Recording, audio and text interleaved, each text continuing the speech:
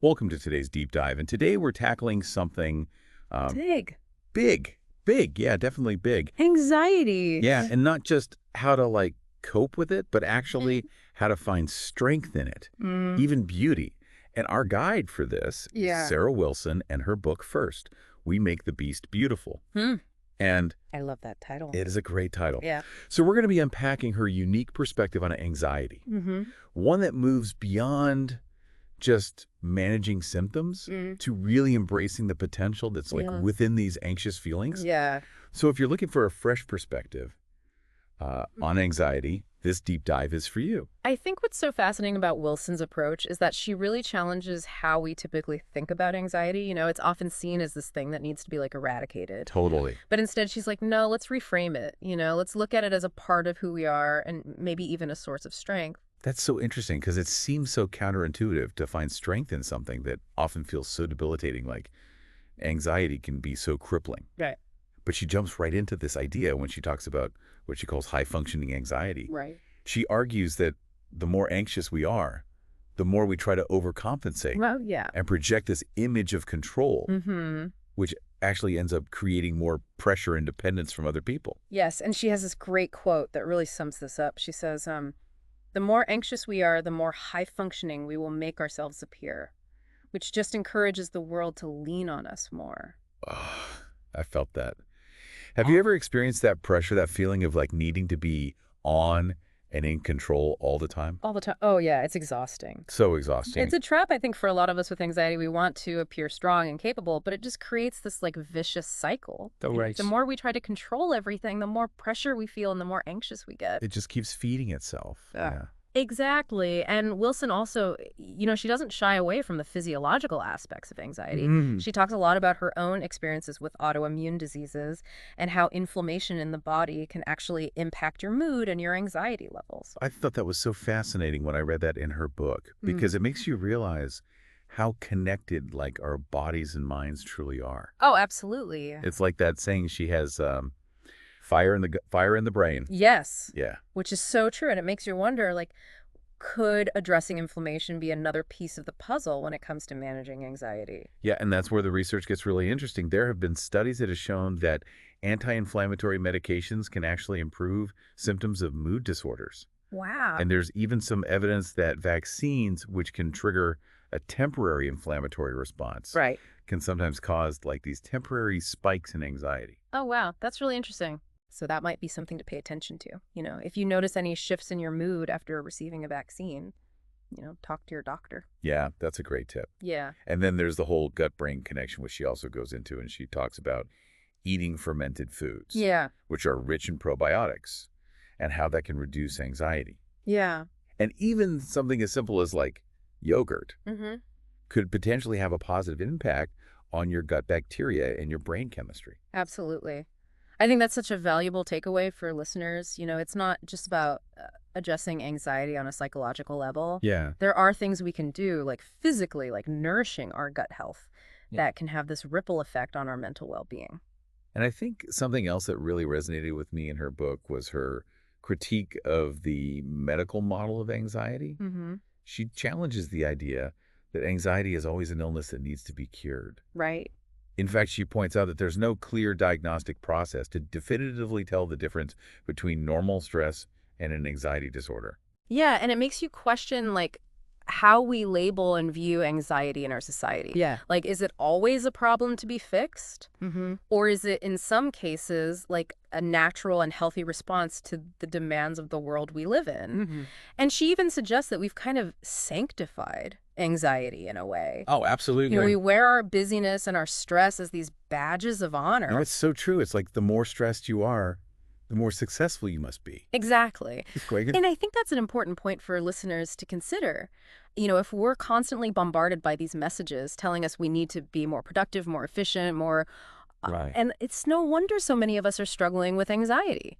And then that just reinforces this feeling of needing to appear high functioning even when we're not. Right. It's like a never-ending cycle. It is. I think Wilson's personal experience really illustrates this. She describes herself as having this Bill at a Gate approach to life. Oh, yeah. She's convinced that if she slows down for even a moment, everything's going to fall apart. Yeah. And While that's brought her success, it's also come at a cost. Right. And this is where she brings in this really interesting concept from Ayurveda called vata, this idea of a windy, flighty energy that can lead to anxiety if it's not balanced.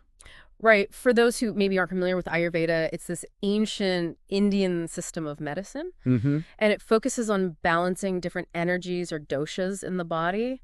Yeah. And Vata is one of these doshas, and it's associated with movement and change and creativity and, yes, anxiety. Okay. So have you ever felt like scattered or ungrounded, like your thoughts are just racing Oh, yeah. a mile a minute? Like a million tabs open in your brain. Exactly. That's Vata in action. I definitely have that tendency. I thrive on having multiple projects going at once, Mm-hmm. but I know that that can also really contribute to my anxiety. Right. And it sounds like Wilson struggles with this too. She does. She talks about her attachment to speed, to multitasking, this need to be doing, even though it's feeding her anxiety. Yeah. And it's important to recognize that, Vata energy is not a bad thing inherently. It Yeah. can be a source of creativity and productivity. Totally. But like anything, it needs to be balanced. If we're constantly in this state of Vata overdrive, it can lead to burnout and exhaustion and anxiety. So how do we tame that vata? What are some practical things we can do to bring more balance? Well, Wilson shares some really interesting tips from Ayurveda. Like she suggests avoiding air conditioning and fans, staying out of the wind, and eating warm, grounding foods. Interesting. Yeah, they might sound a little out there, but they're all based on this principle of reducing excess wind or air in the body and mind, which can contribute to that feeling of being scattered and anxious. So interesting. I've definitely noticed that I feel more anxious when I'm cold Mm-hmm. or exposed to drafts. Yeah, It's like that external windiness almost triggers an internal windiness too. exactly. And I love the idea in incorporating more warming, grounding foods into my diet. Mm-hmm. And I feel like that just makes intuitive sense. It does. That nourishing ourselves with foods that promote stability and calm could have a positive impact on our anxiety. Absolutely. It's all about finding those practices that help us slow down, ground ourselves, and cultivate that inner peace. Now, one of the most powerful experiences that Wilson describes in her book is her time at an ashram in India. Mm-hmm. And she went there for like a detox retreat, Mm-hmm. but it ended up being so much more than that. Oh, yeah. This is where she really dives into this concept of confronting discomfort and letting go of control. Yes. And she calls it sitting in the grim. Ooh, I like that. It's not about punishing ourselves, but about embracing discomfort as this path to growth and resilience. I love that. I found that so liberating. Mm-hmm. She tells this great story about falling asleep on an anthill while mountain biking Oh, yeah. and how it was this like visceral example of surrendering to the moment and letting go of expectations. Yeah. Like sometimes the most uncomfortable situations can teach us the most valuable lessons. Absolutely. And it connects to her wobbliest table in the cafe theory, which is this idea that sometimes it's better to choose the table that's a bit wobbly, even though it might be annoying, because it forces you to be present and adapt. Yeah, it's like intentionally opting out of that constant pursuit of the perfect moment and embracing imperfection, Yeah. which is so hard. It is hard. But it's a powerful concept. Yeah. It makes me wonder, where in my life am I clinging to that need for control? Where could I benefit from embracing a little more wobbliness? Those are great questions to reflect on, and I think they lead us perfectly into this idea of letting go of control, which is something Wilson really struggles with. She's very open about her struggles with perfectionism and control freakishness, which are so common for people with anxiety. It's like we're constantly trying to manage every aspect of our lives, Right. convinced that if we loosen our grip for a second, everything will fall apart. Exactly. And she even uses this German word, Oh, yeah. verschlimmbessern, I love that. which means making things worse by trying to improve them. Oh, my gosh. I've been there We've all been there. so many times. So many times. Yeah. It's like that saying, the best laid plans of mice and men often go awry. Right. And that's why Wilson suggests that we actually try to do things at the wrong time. Yeah. What does that even mean? It's about breaking free from those rigid routines and expectations that just fuel our anxiety. Oh, okay. It's about disrupting those patterns and creating space for spontaneity and flexibility. I like that a lot. Yeah, It's a good challenge. it is. It makes me think about all the ways I try to control my day, Mm-hmm. my schedule, my thoughts, even my emotions. Right. Like, what would it look like to just loosen my grip a little bit Mm-hmm. and just allow myself to be more present with whatever comes up. That's the heart of it. It's about learning to trust that we don't have to control everything, that life will unfold as it should, even if it's not according to our plans. That's hard. It is hard. It's so hard. But it's in that space of surrender that we often find the most unexpected gifts. Hmm. Speaking of unexpected gifts, Wilson shares this really powerful story about experiencing sudden financial abundance Mm-hmm. during a really difficult period in her life. Right. And it's a beautiful example of how grace can just show up when we least expect it. Yeah, it's a reminder that we can't earn or force grace. It's a gift. And it often requires us to let go of our attachments to how things should be Right. and just trust in the unfolding of life. Have you ever had a moment like that where things just worked out Oh, yeah. despite your best efforts to control them? Absolutely. Those moments can be so profound. They're reminders that we're not alone, that there's a force greater than ourselves at play. Absolutely. Yeah. And I think it's in those moments of surrender and unexpected grace that we start to glimpse the beauty and strength that Wilson talks about. It's a journey of letting go, trusting, and finding peace within the chaos. Exactly. It's amazing how sometimes like the most challenging experiences can actually lead us to the greatest insights. Mm-hmm. And I think that's like a recurring theme in Wilson's book. Yeah. Yeah. She talks a lot about the importance of not just managing anxiety, but actually using it as this catalyst for growth and self-discovery. That's a really insightful point, and it kind of goes back to what we were talking about earlier about reframing anxiety. Mm-hmm. Instead of seeing it as something to be feared or avoided, what if we approached it with curiosity? Yeah. Even like welcomed the discomfort that it brings. It's a huge shift in perspective. It is. But I can see how it could be incredibly empowering. Mm-hmm. Because if we're constantly trying to run away from our anxiety, we never really face it. Right. But if we can learn to sit with those uncomfortable feelings, maybe we can start to understand them better and even learn from them. Exactly. And Wilson talks about how this shift in perspective can actually lead to a deeper sense of inner peace and resilience. Okay. She argues that one of the biggest traps we fall into when we're struggling with anxiety is that we seek external fixes. Oh, yeah. We're constantly looking for something outside of ourselves to make the anxiety go away. Totally. It's like we're always searching for that magic pill or that perfect solution that's finally going to make us feel calm and in control. Right. But as Wilson points out, true comfort and peace come from within. Mm-hmm. It's about turning inward, facing those uncomfortable feelings head on, and learning to befriend them rather than fearing them. I like that a lot. And one of the practices that Wilson explores in her book that I found really helpful is meditation. Okay. Now, even though she admits to struggling with it at times, she still finds it to be an incredibly valuable tool for managing her anxiety. I'm curious to hear more about her experience with meditation because I've always been intrigued by it, Mm-hmm. but I've also struggled to make it a consistent practice. Yeah. Like sometimes it feels like my mind is just too busy Mm-hmm. and I end up feeling more frustrated than relaxed. I think that's a really common experience, and Wilson acknowledges that too. Okay. She even says that she's crap at meditation sometimes. Oh, that makes me feel better. But the key takeaway here is that it's okay to not be perfect at it. It's the intention that matters. Right. The willingness to sit with ourselves even when it's uncomfortable and create that space for introspection. That's such a reassuring message. Yeah. Because I think sometimes we get caught up in this idea that meditation has to be this perfectly blissful experience. Right. If it's not, we give up. Mm-hmm. But what I'm hearing you say is that it's more about the process than the outcome. Exactly. It's about showing up for ourselves even when our minds are racing and our bodies are restless. It's about being present with whatever arises without judgment or expectation. Mm-hmm. And, for those times when meditation feels too challenging, Wilson suggests deep belly breathing as another way to kind of calm the nervous system. I love that suggestion Yeah. because it's something we can do anytime, anywhere Mm-hmm. to bring ourselves back to the present moment and soothe our anxiety. Exactly. And I think that ties in nicely with what she says about being kind to ourselves, meeting ourselves where we are in each moment. Absolutely. Self-compassion is so crucial, and this compassion extends to how we interact with others, especially our loved ones.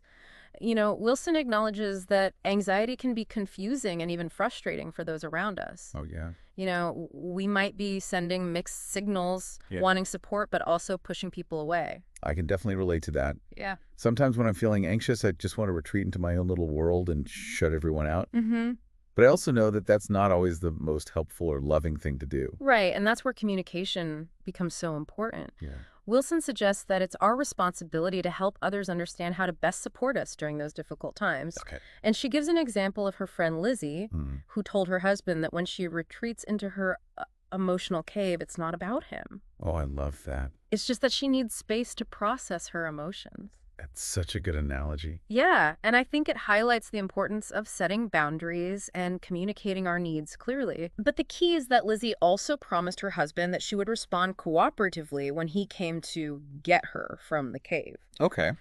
So it's about finding that balance between honoring our need for space and allowing our loved ones to support us. Right. It's like having a plan, Yeah. a way for our loved ones to offer support without triggering our defenses or feeling like they're walking on eggshells. Exactly. And this communication is so essential, not just for our own well-being, but also for the health of our relationships. Speaking of relationships, Wilson brings up an interesting point about how our control freakishness, Mm-hmm. which is often fueled by anxiety, Right. can impact those around us, especially our partners. Yeah.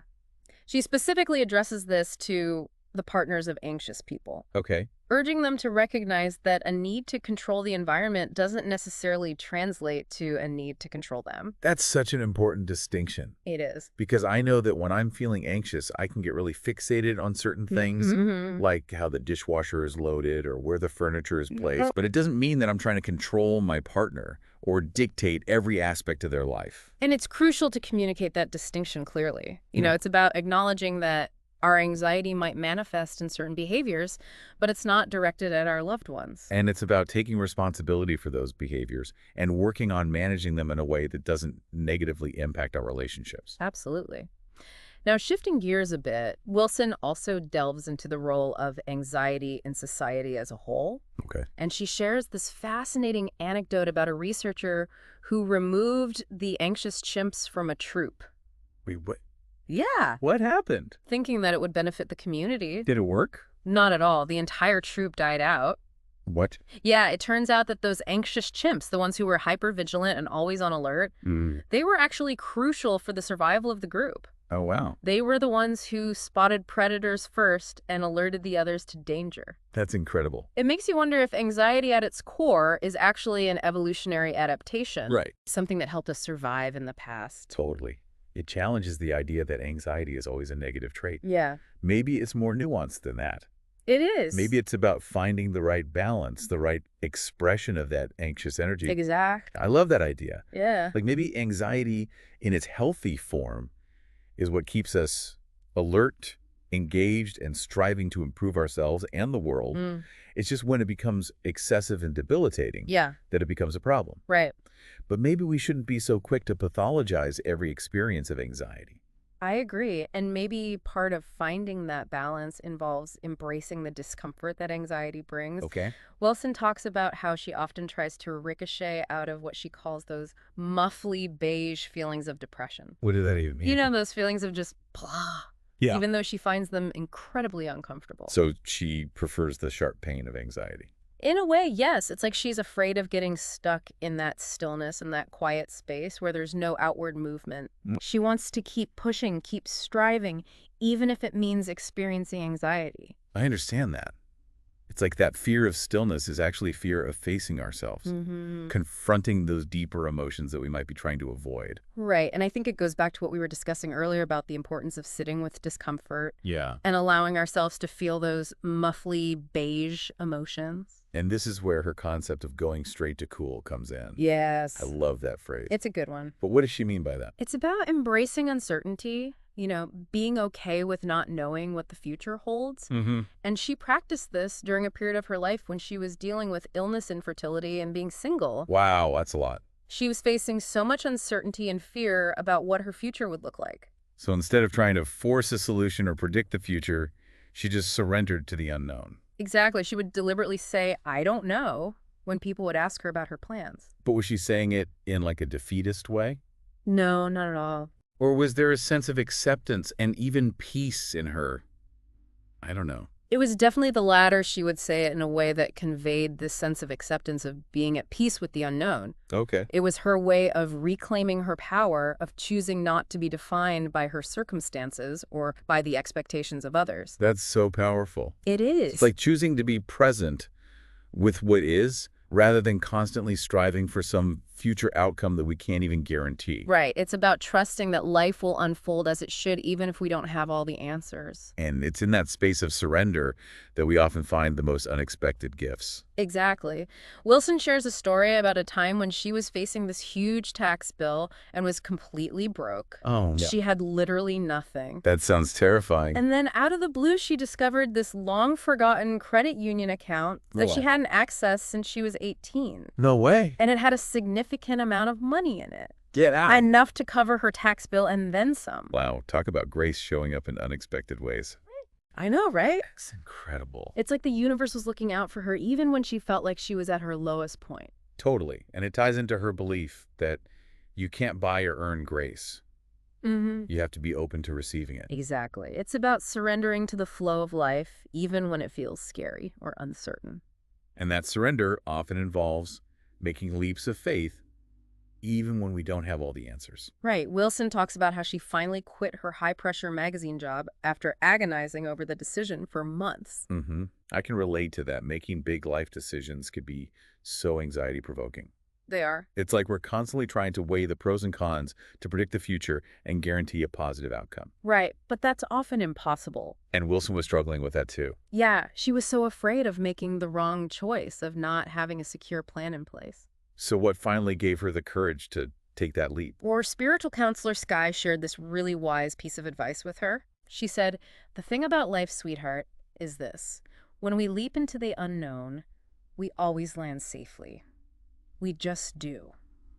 Wow, that's so reassuring. It is. It's like a permission slip to take risks, Yeah. to trust that we'll be supported even when we're free-falling. Exactly. And Wilson's story is a testament to that truth. Yeah.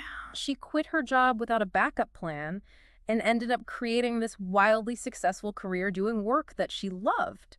It's proof that sometimes the scariest leaps lead to the most beautiful landings.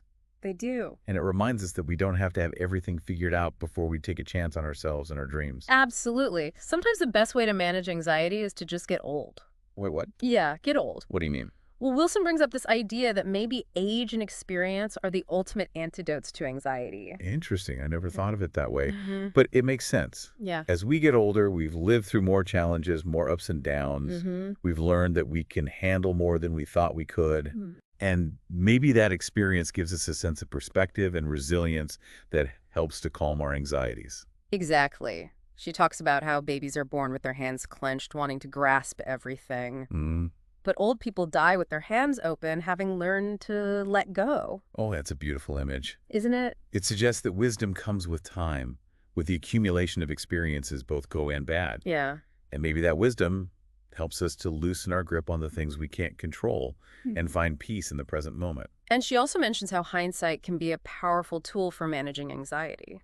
She recounts this forum discussion where younger participants were really frustrated by the idea that things get better with time. Yeah, I can imagine when you're in the midst of a struggle, it can be hard to believe that things will ever get better. Right. You just want relief now. Exactly. But the older participants had a different perspective. Okay. They had lived through enough challenges to know that they always emerged okay on the other side. And that knowledge gave them a sense of resilience. It's like they had built up a trust in life. Yeah. A belief that even when things felt difficult, they would eventually work out. Exactly. And that trust can be so calming, especially when we're feeling anxious.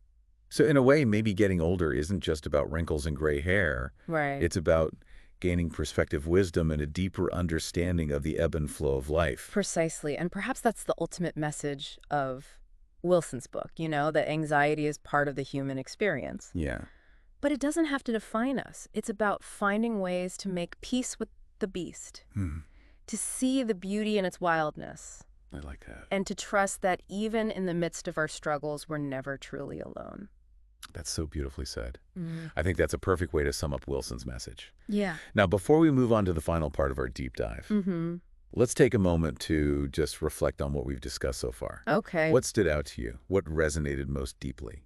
We'll be back in a moment to explore some final takeaways and a provocative thought to leave you with. Welcome back. I don't know about you, but I'm feeling like a lot more hopeful about anxiety after exploring Sarah Wilson's perspective. It's not about erasing those feelings, but learning to understand them and even see the potential within them.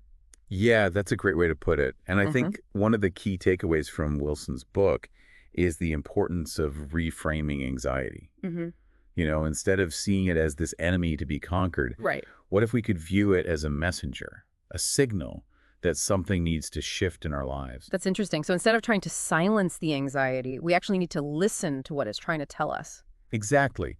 And sometimes that message might simply be that we need to slow down Mm-hmm. to create more space in our lives for rest and reflection. Hmm. Wilson really emphasizes this throughout her book. Yeah. The importance of carving out time for activities that nourish our souls, Okay. whether it's hiking in nature, reading a good book, spending time with loved ones, Mm-hmm. or simply sitting in stillness. I can definitely relate to that. Mm.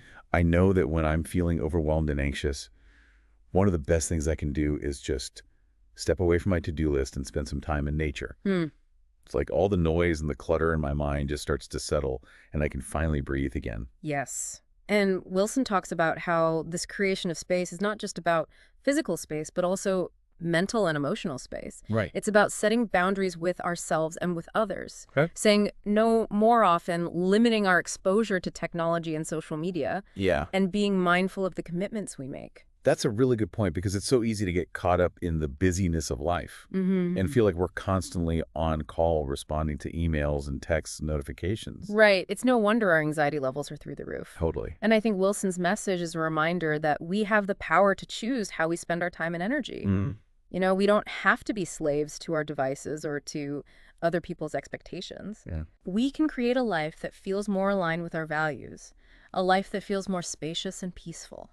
I love that. Yeah. And I think that ties in nicely with another concept that Mm-hmm. Wilson explores this idea of embracing discomfort, Mm-hmm. not in a masochistic way, Right. but as a way to build resilience and appreciate the simple joys in life. This is where her wobbliest table in the cafe theory comes in, right? Yes, it's that idea of intentionally choosing the imperfect, Okay. the uncomfortable as a way to practice being present and adapting to whatever arises. Hmm. It's like a metaphor for life, really. We can't always control our circumstances, Right. but we can choose how we respond to them. We can Yeah. choose to resist and fight, Yeah. or we can choose to surrender and adapt. That's such a powerful concept. It is. It's about letting go of that need to control everything, that illusion that we can somehow orchestrate our lives to be perfectly smooth and predictable, Mm-hmm. and recognizing that sometimes the most unexpected and uncomfortable moments can lead to the greatest growth and insight. Absolutely. And I think it's in those moments of surrender and acceptance that we often find the most unexpected gifts. Yeah. 'Cause remember Wilson's story about receiving that unexpected financial windfall when she was facing that huge tax bill? Yes, that story really stuck with me. It's such a beautiful example of how grace can show up in the most unexpected ways, often when we're least expecting it and most in need of it. Yeah. It's a reminder that we're not in control of everything, Mm-hmm. and that sometimes the best thing we can do is just surrender to the flow of life, trusting that we'll be guided and supported even when we can't see the path ahead. And I think that surrender, that willingness to let go of control, is ultimately what allows us to make those leaps of faith that lead to true fulfillment. Mm-hmm. Just like Wilson's decision to quit her high-pressure magazine job, Right. even though she didn't have a backup plan. It was a scary move, but it ultimately led her to a path that was more aligned with her purpose and her passions. Yeah. And it's a reminder that sometimes the greatest risks lead to the greatest rewards. It's about trusting that inner voice that's guiding us even when it feels scary and uncertain. And it's about believing in ourselves, Mm-hmm. even when we don't have all the answers. Mm-hmm. And I think it's also important to remember that we don't have to do this alone. Right. We can lean on our loved ones for support, Absolutely. even when it feels difficult to ask for help. Wilson emphasizes this throughout her book, the importance of communicating our needs clearly, of helping others understand how to best support us during those anxious moments. Yeah. It's about creating a sense of shared understanding and compassion. And recognizing that our anxiety, while it might manifest in certain behaviors, Right. is not directed at those we love. It's about separating the person from the anxiety, both for ourselves and for those around us. So well said. Now, as we wrap up this deep dive, I want to leave our listener with a thought-provoking question that kind of builds on Wilson's personal journey. Okay, I'm intrigued. Okay, so Wilson focuses primarily on individual strategies for managing anxiety. But what about the role of societal structures? Are there ways that we can collectively create a more supportive environment for those who struggle with anxiety? That's such an important question It is. because it makes me think about how our culture often glorifies busyness and productivity, Yeah. which can really exacerbate anxiety. Right. So maybe we need to shift those cultural norms and create a society that values well-being and mental health as much as it values achievement. Yes, perhaps we need to create more space for rest, reflection, and connection in our workplaces, our schools, our communities. I love that. Maybe we need to challenge the idea that being busy is a badge of honor and start prioritizing self-care and mental well-being. Those are such great points. Yeah. And I think it speaks to the power of Wilson's message. Mm-hmm. Even though her book is a personal journey, it also has implications for how we think about and address anxiety on a broader societal level. Exactly. So as you continue to explore your own relationship with anxiety, Hmm. remember this. There can be beauty and strength within those challenging emotions. Yeah. It's a journey of self-discovery and resilience. And you're not alone on that journey. Absolutely. There are resources available, there are people who understand, and there's hope for finding peace and even joy within the wildness of your own anxious beast. Thank you for joining us on this deep dive. Until next time, keep exploring, keep questioning, and keep making those beasts beautiful.